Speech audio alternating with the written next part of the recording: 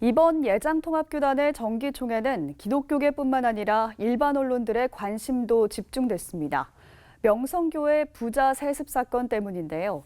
예장통합총회가 정기총회 마지막 날 명성교회 수습안을 결의했습니다.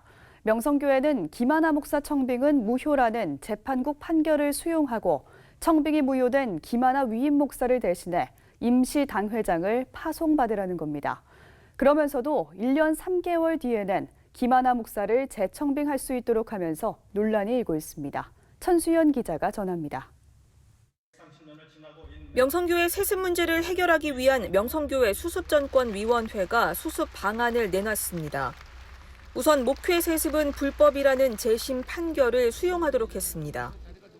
명성교회와 서울 동남노회는 총회 재판국의 재심 판결 수용하고 서울 동남노회는 2019년 11월 3일경에 명성교회 임시 당회장을 파송한다. 수습정권위는 그러면서 명성교회가 원하는 목회 세습의 길도 열어뒀습니다.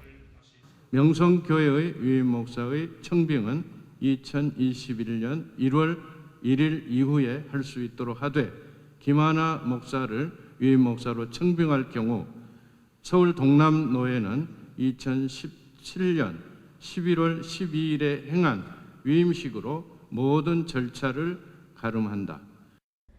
교단 헌법 제28조 6항 이른바 세습방지법이 여전히 존재하는데도 1년 3개월 정도 지나면 다시 세습을 할 수 있도록 허용한 겁니다.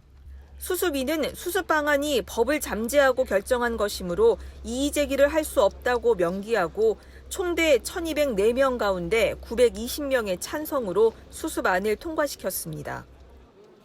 오늘 이 안은 명성건으로서는 더 이상 고소, 법 해석 다툼, 교회법, 사회법, 재판 없도록 종결하는 안입니다.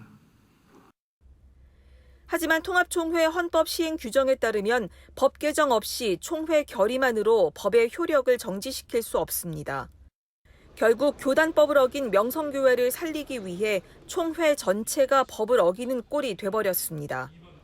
한편 명성교회 세습을 반대하다 노회장직을 승계하지 못했던 김수원 목사는 수습전권위의 수습안에 따라 다음 달 서울 동남노회에서 노회장으로 추대됩니다. 명성교회 유익을 주고 건강성을 회복해서 하나님의 교회로 바르게 세우도록 적극 돕겠습니다.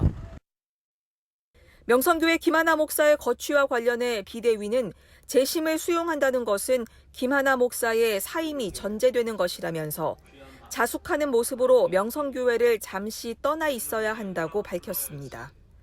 CBS 뉴스 천수연입니다.